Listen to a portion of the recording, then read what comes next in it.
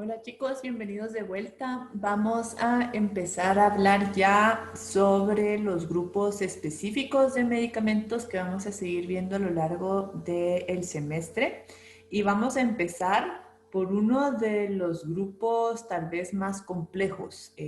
Son medicamentos, pues en este grupo de antipsicóticos englobamos varios medicamentos que si bien tienen algunas cosas puntuales en común, vamos a ir viendo que tienen características muy diferentes también. Y la palabra antipsicótico realmente se queda un poco corta al momento de definir qué hacen todas estas moléculas globalmente. Porque vamos a ver que algunos de los antipsicóticos también tienen función, por ejemplo, estabilizadora del ánimo o hipnótica o antidepresiva. Entonces, es un término un poquito más amplio que solo decir antipsicóticos. Sin embargo, tienen ciertas características en común. Lo que les une a todos estos medicamentos son ciertas características pues muy básicas que nos permite definirlos en este grupo, que nos facilita mucho su estudio, porque esencialmente de esta forma podemos englobarlos en que si lo que todos comparten es que todos los medicamentos que pertenecen a esta familia son efectivos en cuanto a tratar la psicosis. Entonces, tenemos que empezar definiendo, cuando hablamos de psicosis, de qué estamos hablando. Y pues partimos del hecho de que la psicosis es un cuadro clínico que se caracteriza por una pérdida del contacto que tiene la persona con la realidad en la que vivimos todos los demás. Entonces, en un cuadro psicótico, generalmente podemos ver ciertas conductas o características que esencialmente se traducen en eso. En esta persona está en una realidad un poco distinta, no está percibiendo o interpretando el mundo de la forma en que todos los demás lo hacemos. Entonces vamos a ver que en la psicosis es común ver, por ejemplo, delirios y alucinaciones. Cuando hablamos de delirios, me refiero a creencias falsas que las personas mantienen firmemente, independientemente de si se les está dando evidencia que demuestra que esto no es cierto, ¿verdad? Estas personas se aferran a estas creencias falsas de una forma muy fija. Los delirios pueden ser bizarros o pueden no ser bizarros. ¿A qué me refiero con esto? Pueden ser delirios que absolutamente no nos harían ningún sentido a todos los demás, en el sentido de decir que una persona crea que es un extraterrestre que viene de otro planeta, que fue trasladado acá para completar algún tipo de misión y que en las noches las naves extraterrestres vienen a vigilar cómo está él trabajando. Sería un delirio bizarro, ¿no? O sea, suena un poco pues, demasiado extraño. Sin embargo, hay otros delirios que pueden ser un poco menos bizarros, que pueden ser un poco más, en algún momento podríamos llegar a decir incluso como plausibles, podrían pasar, ¿no? Digamos que una persona tenga cierta paranoia en cuanto a que sus compañeros del trabajo han estado conspirando en su contra en la oficina. Esto podría pasar, ¿no? Tal vez la persona sí está delirante, pero el delirio no es un delirio totalmente bizarro. Luego, estas personas también pueden tener alucinaciones. Las alucinaciones son una alteración sensoperceptiva que básicamente nos dice la persona a través de sus sentidos está percibiendo erróneamente su entorno, porque está percibiendo ante la ausencia de algún estímulo. No hay ningún estímulo auditivo, no hay ningún estímulo visual en ese momento y la persona está haciendo una interpretación como que sí hubiera. Entonces la persona puede escuchar voces, puede ver sombras, puede ver personas, puede tener muchos tipos de alucinaciones distintas, pero prácticamente estamos hablando de algo que no está sucediendo en la realidad en la que estamos todos los demás. Luego vamos a ver que en estas personas también puede haber una desorganización del discurso. Esto no pasa siempre en la psicosis, sin embargo sí puede llegar a un punto en que la persona ya habla de una forma y utiliza un discurso que incluso para nosotros puede ser difícil de entender. Pueden utilizar a veces palabras inventadas, neologismos para expresarse. Puede haber también desorganización de la conducta, en donde la persona ya empieza a actuar de una forma que a los demás nos va a parecer irracional. Y esto puede ir desde cosas muy sencillas, En cuanto a la persona piensa que lo van a matar en el camino de regreso a casa, entonces se empieza a poner un casco todos los días cuando se sube al carro y se baja del carro, usa un casco protector. Entonces es una conducta que pues los demás convencionalmente no haríamos, ¿verdad? Pero la desorganización puede ir muchísimo más severo de eso. En casos muy extremos de psicosis podemos ver personas que se meten a los basureros a comerse la basura, personas que se comen sus propias heces, personas que se autoagreden de una forma pues muy, muy fuerte, ¿verdad? Entonces, la desorganización sí puede ser bastante, bastante extrema. Y pues como les mencionaba, la clave es la limitación para reconocer la realidad. Estas personas no están en la misma realidad que estamos todos los demás. Ahora, importante, la psicosis en sí no es un trastorno. La psicosis prácticamente la vamos a ver como si fuera un síntoma de algo. Puede ser una manifestación clínica de muchas enfermedades diferentes. Entonces la psicosis de alguna forma podría ser como la fiebre. Entonces si yo tengo una infección urinaria, me puede dar fiebre. Si yo sufrí una insolación severa, me puede dar fiebre. Si yo tengo neumonía, me puede dar fiebre. En algunas formas de cáncer, me puede dar fiebre. A lo que voy es, hay muchas causas, o sea, muchas razones por las que me puede dar fiebre. La fiebre es solo un síntoma de un montón de otras cosas que podrían estar pasando. La psicosis es un poquito similar. La psicosis como tal no nos define un diagnóstico, sino que puede manifestarse como un síntoma de muchos trastornos diferentes. Entonces vamos a hablar de algunos de esos trastornos que pueden cursar frecuentemente con psicosis. Y vamos a ver que pues la enfermedad que usualmente asociamos con más frecuencia o con mayor frecuencia a la psicosis es la esquizofrenia. ¿Por qué? Porque todo paciente esquizofrénico sufre de psicosis. No hay ningún paciente con esquizofrenia que en algún momento de su vida no haya estado psicótico. La psicosis tiene que ocurrir para que yo pueda decir esto es esquizofrenia. Sin embargo, no todas las psicosis son esquizofrenia, ¿verdad? Entonces, en esquizofrenia tiene que haber psicosis, pero no toda la psicosis es sinónimo de esquizofrenia. Ahorita vamos a hablar un poco más sobre la esquizofrenia. Por ejemplo, personas con algunos tipos de epilepsia, en especial cuando son epilepsias, por ejemplo, del lóbulo temporal, o cuando son epilepsias mal controladas de muy larga evolución con múltiples crisis, pueden aparecer cuadros psicóticos. Estas personas pueden cursar con cuadros psicóticos también asociados a su epilepsia. Luego, hay un trastorno que definimos como el trastorno de ideas delirantes, que generalmente aparece en personas ya un poco más grandes, 30, 40 años, usualmente hasta 50 años, en donde la característica esencial es lo que se empieza a desarrollar es un delirio. Y el delirio crece y crece y crece y crece y crece, y puede en algún momento tener alucinaciones, pero la característica central es la idea delirante que va creciendo y creciendo y creciendo. No es un cuadro clínico como clásico que diríamos de esquizofrenia, sino que lo que predomina son ideas delirantes puramente. Luego está, por ejemplo, el trastorno esquizoafectivo, en el que, pues, este es un diagnóstico que hasta la fecha queda un poco en incertidumbre si es un diagnóstico real o si es otra cosa mal diagnosticada, no sabemos, ¿verdad? Pero generalmente se habla de pacientes que tienen esquizofrenia y un componente afectivo bastante, bastante fuerte. Entonces tienden a tener depresiones o periodos de activación, manía, hipomanía, alternando con sus periodos de psicosis característicos de la esquizofrenia. Luego, por ejemplo, el consumo de sustancias.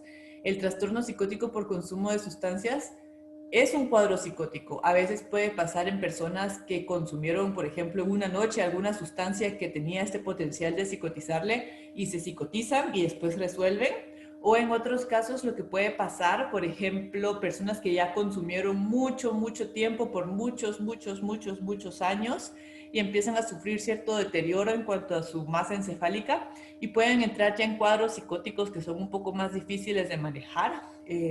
Personas, por ejemplo, que consumen alcohol crónicamente, cuando lo suspenden también, cuando entran en abstinencia, pueden desarrollar alteraciones tipo psicóticas o cuando consumen en grandes cantidades. Luego está el trastorno afectivo bipolar, por ejemplo, en las fases de manía, las personas pueden entrar en psicosis.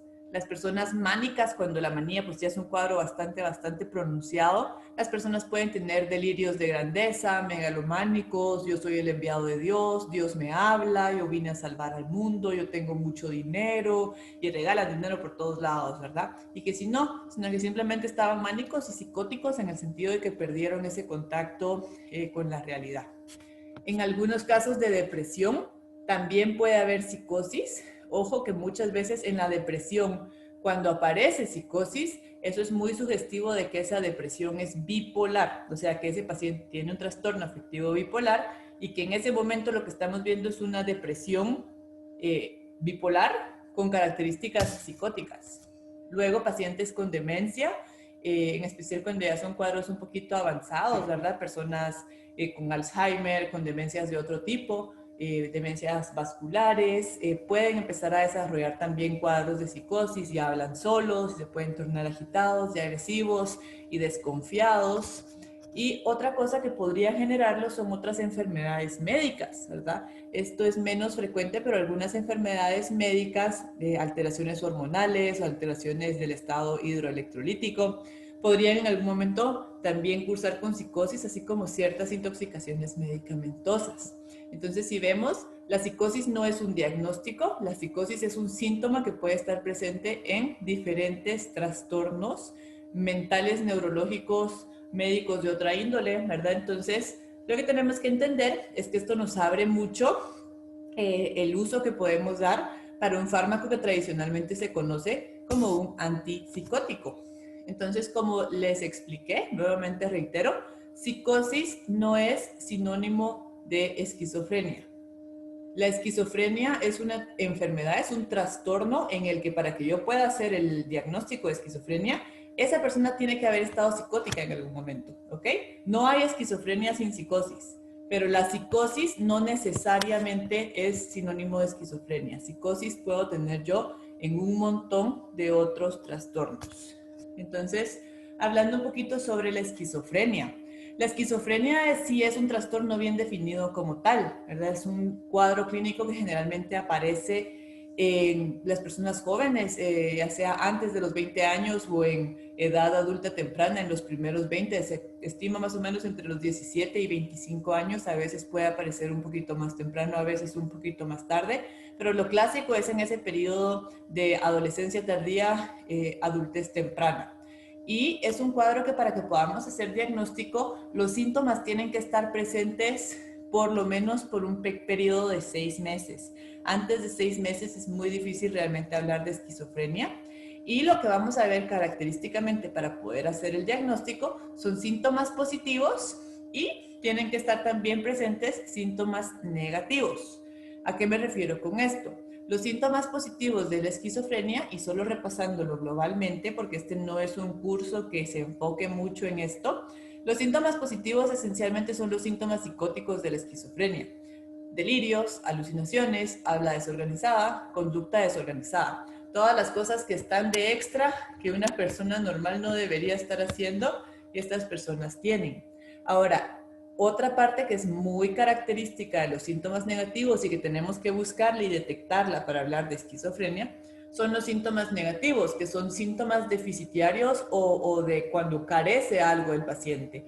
¿Por qué? Porque los pacientes esquizofrénicos tienen una característica en cuanto a ser muy planos, muy poco motivados, realmente apáticos, abúlicos, no muestran mayor interés en nada, realmente no hay mucha actividad dirigida a metas, su expresión emocional se vuelve muy limitada, entonces son síntomas deficitarios, ¿verdad? O sea, estas personas dejan de hacer ciertas cosas, si se les deja, pues ellos se quedarían tirados en un sofá todo el día sin hacer absolutamente nada y pues no muestran mayor interés realmente en muchas de las cosas de la vida. Entonces, para poder hacer diagnóstico de esquizofrenia, también tenemos que estar seguros que no hay ninguna otra causa médica, drogas o algún otro diagnóstico psiquiátrico que explique mejor el cuadro clínico del paciente que la esquizofrenia. Pero entonces es un cuadro que cuando aprendemos a detectarlo, pues no pasa desapercibido, pero en esos primeros meses es difícil.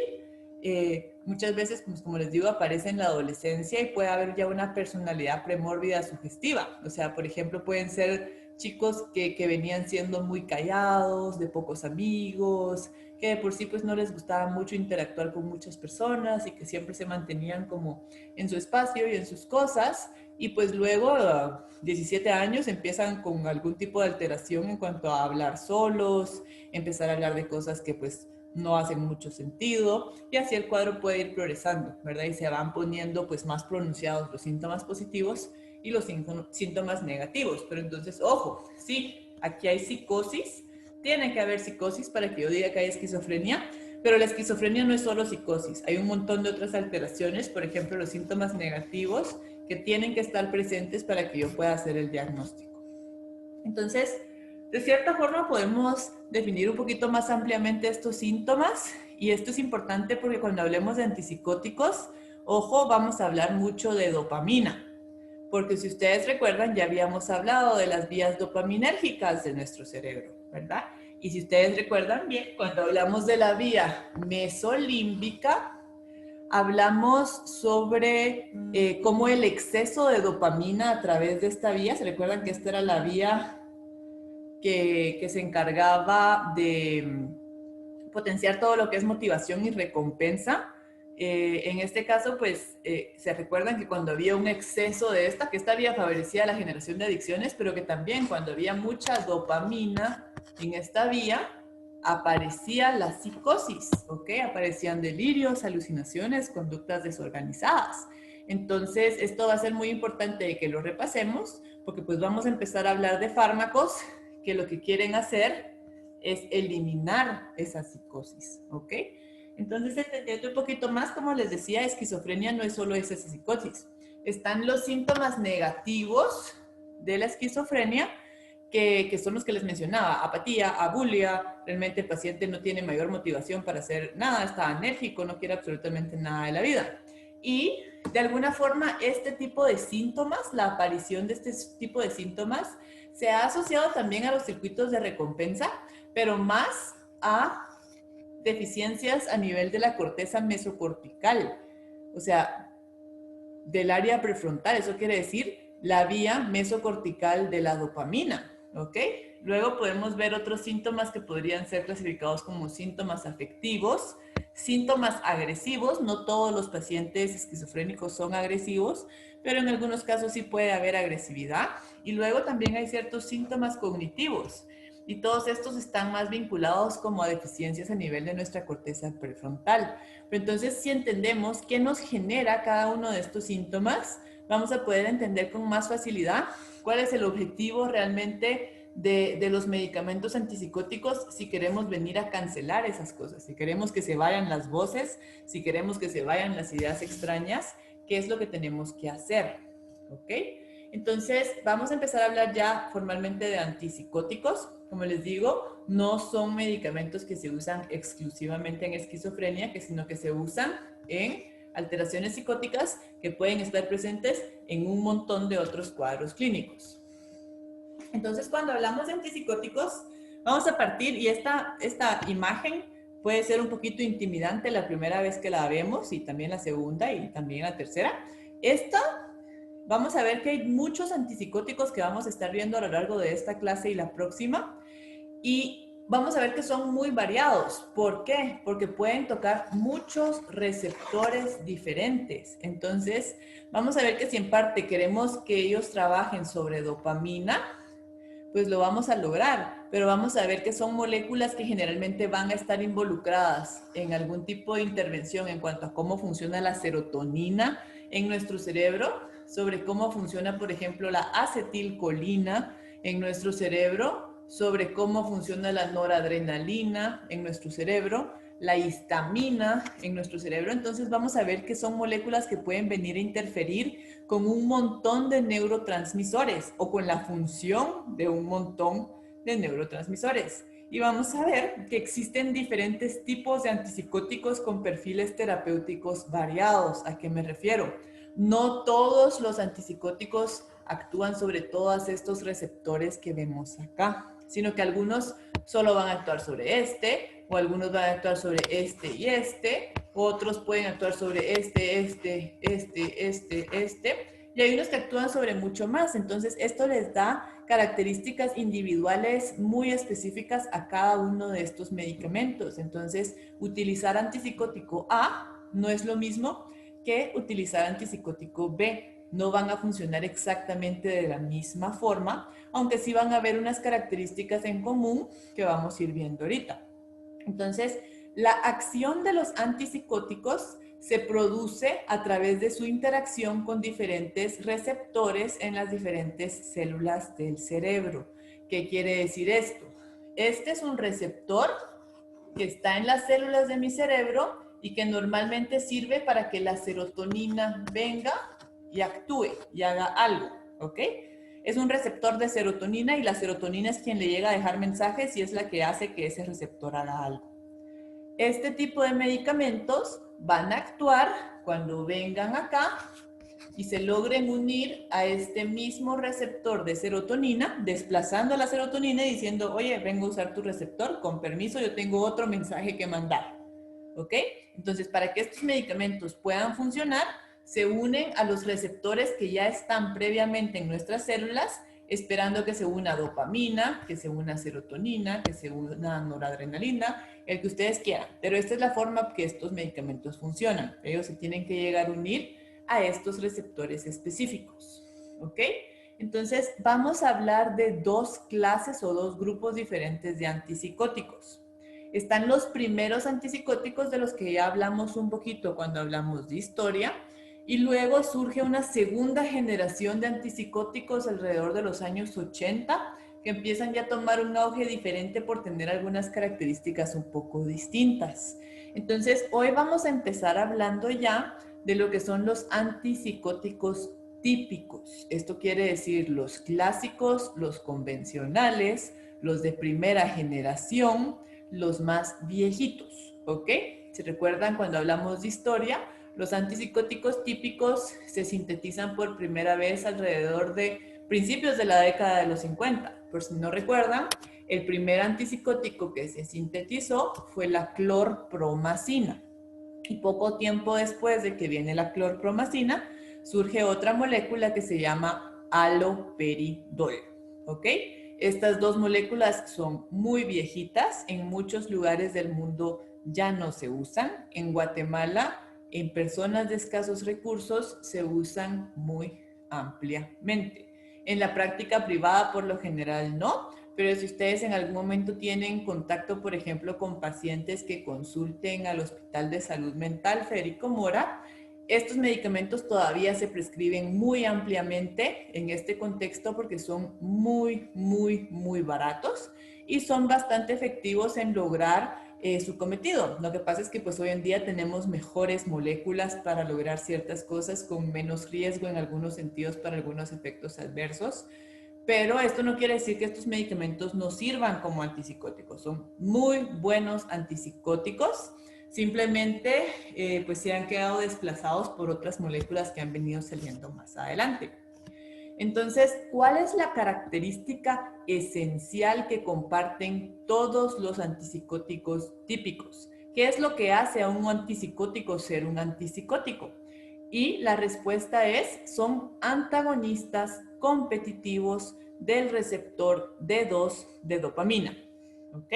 Ya hablamos un poquito de qué son los antagonistas competitivos antes. Y si ustedes recuerdan, digamos que este es mi receptor. Un antagonista competitivo es la dopamina, generalmente se vendría a unir acá, porque este es un receptor de dopamina que se llama D2. Entonces la dopamina viene y se une y entrega su mensaje.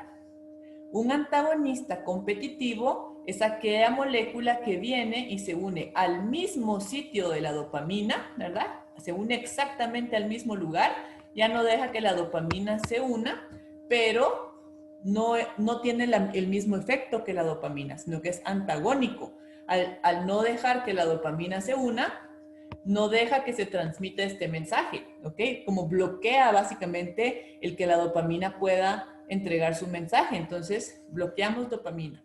Eso es un antagonista competitivo del receptor D2 de dopamina, ¿ok? Entonces, yo no puedo entregar el mensaje, no puede haber conducción hacia ningún otro sentido, lo bloqueé, soy un antagonista. Esos son los antipsicóticos típicos. Algunos se pueden unir a otros receptores, sí, pero la característica esencial, todos los típicos se unen de forma antagonista al receptor D2 de dopamina. Entonces, ¿por qué es importante esto? Recordemos un poquito lo que ya les mencioné previamente, qué pasaba en la vía mesolímbica, la vía de la recompensa, cuando había un exceso de dopamina. Lo que sabemos hoy es que un exceso de dopamina a través de esta vía que podemos ver que iba, se recuerdan, del mesencéfalo al sistema límbico, específicamente un área que se llama núcleo accumbens. Entonces, cuando había un exceso de dopamina, esto produce síntomas psicóticos. Entonces, ¿qué pasa? Yo tengo demasiada dopamina que está saliendo de mi neurona presináptica y está llegando a estimular a la postsináptica. Entonces hay demasiada transmisión dopaminérgica en la vía mesolímbica y entonces la persona empieza a escuchar marcianitos verdes que le dicen al oído que agarre el machete y vaya a matar a los pollos de su vecino porque su vecino realmente es un impostor que está infiltrado del FBI para monitorearlos a ellos y eventualmente matarlos. ¿Ok? Entonces, el exceso de dopamina resulta en que aparezcan estos enanitos verdes. Entonces, ¿qué es lo que queremos hacer? Cuando damos un medicamento antipsicótico, que es un antagonista del receptor D2, vemos que pasa en la misma vía mesolímbica. Todavía tengo un montón de dopamina que está saliendo, porque hay demasiada dopamina que sale de la neurona presináptica, pero mi antipsicótico viene y bloqueó todos los receptores D2. Entonces la dopamina ya no tiene a quién unirse para entregarles un mensaje, porque los receptores ya están ocupados por otro antagonista, que en este caso es el antipsicótico. Entonces, ¿qué pasa? Ya no hay un exceso de neurotransmisión dopaminérgica y los hombrecitos verdes desaparecen con todo y las ideas raras de las cosas que iba a hacer el vecino. Entonces, pensémoslo así de esta forma. Pues esto está genial si yo estoy psicótico, ¿no? Pero ¿qué pasaría en una persona normal si se toma un antipsicótico? Si yo no tengo un exceso y me tomo un antipsicótico, pues recordemos un poquito que en una persona normal esta vía nos sirve para recompensa y motivación. Esta vía perpetúa que yo pueda hacer acciones orientadas a metas y obtener satisfacción cuando yo consigo algo y sentirme bien porque hice algo, ¿ok? Entonces, ¿qué creen que pasa? Recordemos, como les dije, la vía mesolímbica va del mesencéfalo al sistema límbico, a esta estructura en particular que se llama el núcleo accumbens y es nuestro circuito de recompensa. Entonces, si yo bloqueo por completo esto, ¿qué es lo que va a resultar? La persona pues va a estar apática, anhedónica, pobre interacción social, poco interés en actividades de ocio. ¿Por qué? Porque ya no importa lo que yo haga, yo ya no siento mayor satisfacción, yo ya no me siento muy bien, porque ya no tengo esa dopamina que me hace sentirme bien, ¿verdad? Entonces, esto es algo que denominamos neurolepsis. Y además de eso, no es solo a través de esta vía que puede ocurrir esto, porque si recordamos la vía mesocortical, que iba del mesencéfalo hasta nuestra corteza prefrontal, recuérdense que esta vía media funciones cognitivas y la función ejecutiva es la que me permite planificar, tomar decisiones, estar como orientada, medir consecuencias, todo. ¿Y qué es lo que sucede? Yo uso un medicamento antipsicótico y este medicamento no es como inteligente en el sentido de venir y decir, ay, solo tengo que actuar sobre la vía mesolímbica. No, este medicamento llega al cerebro y en donde haya receptores a los que se puede unir para bloquearlos, se va a unir. Entonces también va a bloquear la vía mesocortical, que en condiciones normales nos estaría ayudando para la planificación y tomar decisiones y todo lo demás.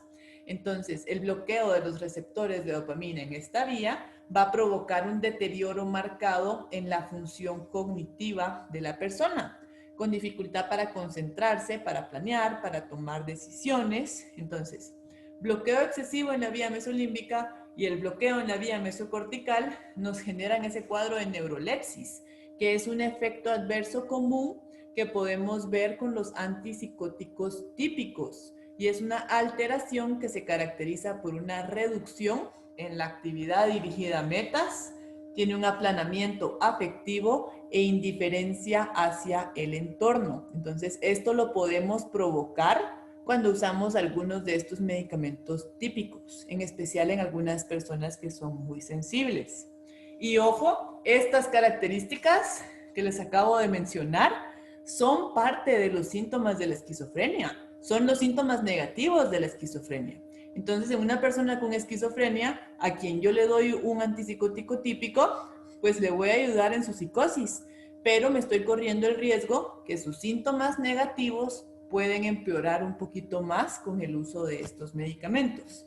Pero es poner un poquito en la balanza, dejo que este amigo siga viendo duendes verdes que le están diciendo que agarre el machete y vaya a matar a los pollos, o usa un medicamento que va a calmar estas ideas que potencialmente podrían ser muy peligrosas. Ahora sigamos con qué pasa con las demás vías dopaminérgicas. Espero que tengan frescas sus vías dopaminérgicas porque antipsicóticos es todo relacionado a dopamina. Entonces, ¿qué es lo que sucede? Como les dije, la dopamina no es lo suficientemente inteligente para decir voy a ir solo sobre una de las vías de la dopamina, sino se pasa llevando todas las vías de la dopamina. Y se acuerdan, la vía nigroestriada, que iba de la sustancia nigria hasta el cuerpo estriado y que era la que nos ayuda a regular movimiento, ¿verdad? Esta vía nos permite realmente ir haciendo un movimiento fino y hacer movimiento intencional y llevar a cabo pues todas las cosas relacionadas con esto. ¿Qué es lo que sucede? Cuando usamos un antipsicótico, en general típico, también vamos a bloquear la vía nigroestriada. Y entonces vamos a ver que los antipsicóticos típicos pueden generar ciertos problemas del movimiento como parkinsonismo, ¿verdad? Ustedes han visto alguna vez una persona con Parkinson, algo similar, empiezan como a caminar muy lento y con temblor en sus extremidades, pueden haber distonías, que son contracturas musculares muy fuertes de alguna región muscular específica que puede generar posturas un poco como que uno ve a la persona y no se ve nada cómoda en esa postura, pero la persona no se puede mover. Acaticia, que es una manifestación que se puede experimentar como la persona no se puede quedar quieta. Está sentada y se siente inquieta y se tiene que parar, está moviendo las manos, está moviendo los pies y no se puede quedar quieta. Y luego la otra es disquinesia tardía.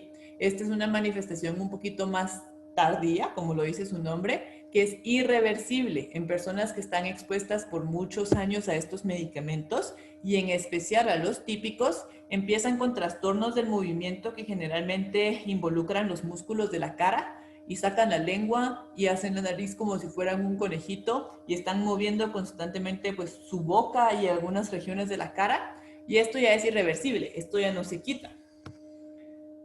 Y la última vía de la dopamina, recordemos que es la vía tuberoinfundibular, que es a través de la cual la dopamina regula la liberación de prolactina, ¿ok? O sea, lo que hace la dopamina es evitar que haya una liberación excesiva de prolactina. Esa es la función de la dopamina en esta vía. ¿Qué pasa? Estoy dando un medicamento antipsicótico que también va a venir a bloquear esta vía y entonces de la nada ya no hay quien le diga a la prolactina basta y empezamos a liberar grandes cantidades de prolactina en nuestra sangre. ¿Y para qué nos sirve la prolactina? Pues para producir leche principalmente, algunas otras cosas, pero lo principal es eso. Entonces, ¿qué es lo que pasa? Suben los niveles de prolactina y estos pacientes pueden empezar con galactorrea, con secreción de leche por sus glándulas mamarias. Puede haber ginecomastia en los hombres, o sea, aumento de la glándula mamaria, amenorrea y problemas de fertilidad, disfunción sexual, aumento de peso. Todo esto por ese mismo medicamento que estamos dando para quitarle los enanitos verdes a la persona que se los anda imaginando. ¿Ok? Aparte de eso, los medicamentos antipsicóticos típicos también tienen algunas otras características. Y estas no son ya para todos, sino que algunos de los típicos tienen más esto y otros no tanto. Entonces, aquí en esta molécula podemos ver. Aquí está la unión AD2, que es lo que define un típico. Eso es lo que define a un antipsicótico típico, ¿verdad? Entonces, tienen que unirse a D2, todos. Ahora, hay algunos, más que otros, que pueden unirse a algunos otros receptores. Por ejemplo, a los receptores muscarínicos, que son para acetilcolina, a los receptores histaminérgicos, que son para histamina, y para los receptores adrenérgicos, que son para noradrenalina, ¿ok? Entonces, esto es importante. ¿Por qué? Porque ya no estamos hablando solo de los efectos adversos que nos genera D2, sino que estos medicamentos que también se unen a otros receptores y tocan otros neurotransmisores, pueden generar otros efectos adversos también, como por ejemplo, pues como les dije, pueden interferir en la neurotransmisión de acetilcolina, histamina y noradrenalina. Y pues como les dije, esto va a mediar mucho de los efectos adversos que ellos pueden tener. Entonces, ¿cuáles son estos efectos? Cuando un medicamento antipsicótico se une al receptor M1 de acetilcolina, lo que va a hacer es bloquear acetilcolina a través de esa vía. ¿Ok? Entonces, no solo estamos bloqueando la dopamina, también estamos bloqueando a la acetilcolina. Y cuando lo bloqueamos, ¿qué puede pasar? Esto puede provocar sequedad bucal, visión borrosa, estreñimiento y enlentecimiento cognitivo. Entonces, estos pacientes también pueden presentar estos efectos. Ahora, ¿qué pasa con los que también se unen a los receptores o bloquean los receptores H1 y alfa 1? H1 de histamina, alfa 1 de noradrenalina. Entonces, ¿qué efectos adversos podemos ver? Cuando tienen mucha afinidad por estos receptores, pueden generar ganancia de peso, sueño o a través de alfa 1, hipotensión, que se baje la presión arterial de las personas, y somnolencia. Entonces, esto es bueno y malo, ¿por qué? En especial este de la somnolencia. Muchas veces los pacientes psicóticos no duermen y se mantienen muy agitados en la noche. Entonces, esto es algo que nos puede servir, porque si yo sé que tengo un medicamento que aparte de que es un antipsicótico, va a tener un efecto hipnótico y mi paciente no está durmiendo, pues yo se lo puedo dar, porque yo sé que el paciente va a dormir mejor. Pero tengo que entender que lo estoy exponiendo a otra serie de efectos adversos y todas estas cosas pueden aparecer con estos medicamentos que son típicos. Entonces, esta lista engloba varios de los medicamentos típicos que existen o existieron en algún momento. Muchos de ellos ya no se usan hoy en día. ¿Ok? Los que se usan más ampliamente son la clorpromacina, el haloperidol. En Guatemala todavía tenemos flufenacina. En algún momento hubo loxapina, yo creo que ya no hay. Tioridacina hubo en algún momento, ya no hay, ¿verdad? Entonces, como les digo, estos son medicamentos que han ido quedando un poquito en el olvido y pues los que tenemos hoy en día son este y este, de uso un poquito más amplio. La flufenacina tiene una ventaja en Guatemala, que viene en inyección, que dura un mes. Entonces, en un paciente en el que no podemos hacer que se tome una pastilla todos los días, le podemos poner esa inyección que se pone cada mes y ya nos olvidamos de que el paciente se tenga que tomar su pastilla. Versus este, por ejemplo, que se lo tiene que tomar todos los días. Entonces, vamos a hacer una comparación ya para finalizar entre los dos principales que tenemos en el país todavía de los típicos, que son el haloperidol y la clorpromacina. ¿Por qué? Porque tenemos estas dos moléculas y son muy diferentes. Las dos son típicas, pero sus características son bastante diferentes y vamos a ver a qué es lo que me refiero. Veamos estas dos moléculas. El haloperidol solo, única, exclusivamente toca el receptor D2 de dopamina. Entonces ya hablamos todo lo que puede pasar. Un muy buen antipsicótico, pero me puede dar trastornos del movimiento, me puede dar mucho efecto en cuanto a aplanarme afectivamente y todo lo que llamamos neurolepsis, me puede producir galactorrea y problemas con la prolactina, ¿ok? Entonces, muy buen antipsicótico, pero me puede producir mucho estos efectos. Este lo podemos conseguir hoy en día tanto inyectado o en tabletas. ¿Qué pasa con la clorpromacina? De la misma clase son, Pero miremos este en cuanto a sus características. Sí se une a D2, pero también se une a M1, a H1 y a alfa 1. Esto es una ventaja en cierto sentido porque los medicamentos que se unen a estos receptores tienen menos riesgo de efectos extrapiramidales, tienen menos riesgo de trastornos del movimiento, cuando el haloperidol, el riesgo de trastornos del movimiento es altísimo. ¿Ok? Entonces, este nos reduce el riesgo de efectos extrapiramidales, pero como toca estos tres receptores, puede generar más sedación, que como les dije puede ser bueno en algunos casos y malo en otros casos. Me puede generar aumento de peso, boca seca y todos los demás efectos asociados a histamina, a noradrenalina y a acetilcolina. ¿Okay? Entonces, aunque lo vean, son típicos, misma familia y todo, pero sus características sí varían un poquito en relación a qué receptores pueden llegar a bloquear. Y pues como les mencionaba, el decanoato de flufenacina, que tiene una presentación de depósito, eso quiere decir yo le inyecto y dura de 2 a 3 semanas. Sin embargo, al igual que el haloperidol, se asocia muchísimo a efectos de trastorno del movimiento, efectos extrapiramidales. Entonces, eso era lo que traíamos para esta semana. La próxima semana vamos a hablar ya de los atípicos, que son más moléculas, que son un poquito más complejos. Entonces, estén seguros de que entendieron este tema previo a que pasemos al siguiente.